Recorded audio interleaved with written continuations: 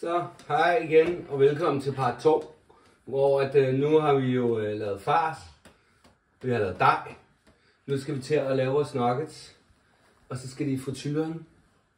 Så hvis I tager en lille skefuld på hver jeres ske. Og så hvis I ikke har set par 1 først, så skal I lige gå ind og se dem før. Så kan I se, hvad vi er i gang med. Så former I dem.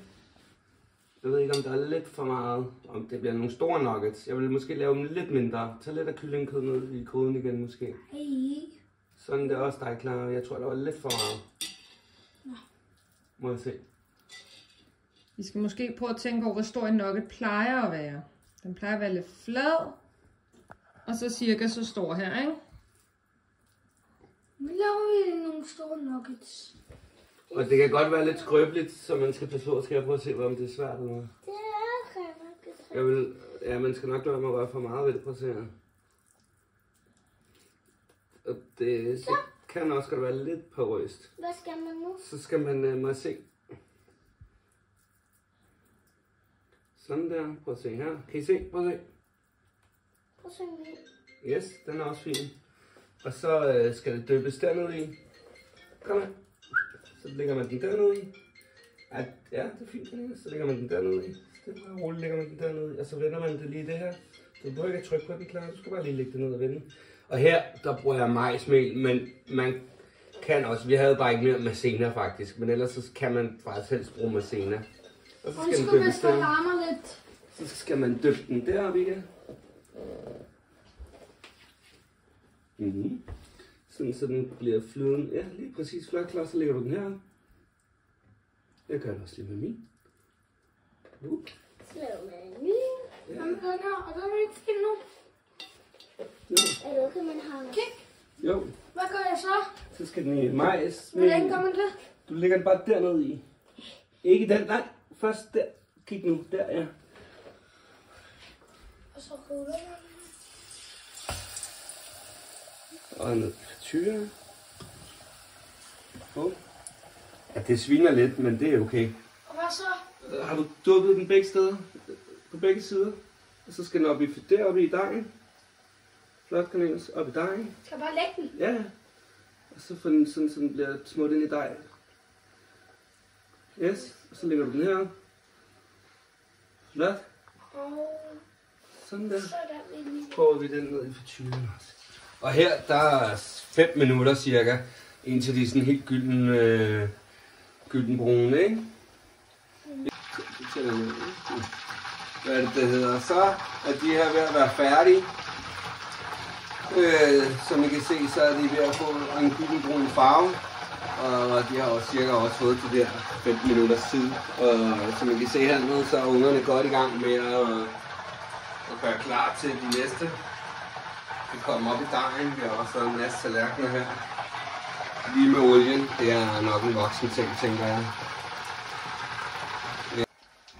Og nu er vores nuggets at de er færdige nu. Tager jeg dem op, så vi kan se. Lægger vi dem lige her. Køler.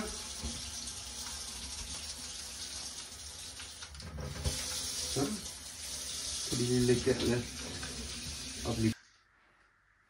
Så har vi lige kølet vores nuggets lidt af. Nu skal vi smage vores egen hjemmelavede nuggets. Er I klar, børn? Hvis du vil se den.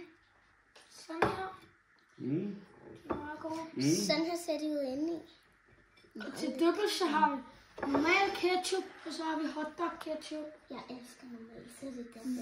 Så dypper I. De er lidt varme, hvis I kan se det.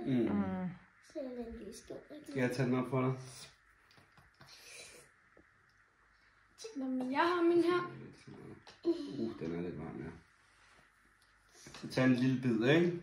Sådan her ser det lige nu. Er I klar? 3, 2, 1, nu. Okay. Crunchy. De er i hvert fald crunchy. Den her smager bare ret godt. Smager den godt? Det her. Prøv lige at smage den her. Klar, prøv at se her. Her, prøv lige at smage den her. Hov, nu har du lige munden fuld. Jamen, den smager ligesom jeres. En bid. Den er bedre. Mm. Jeg har smager mest af nugget. Yes.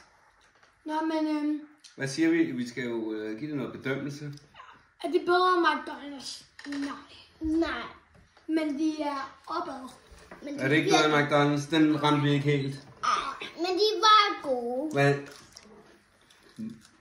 Nå, men jeg vil sige sådan her.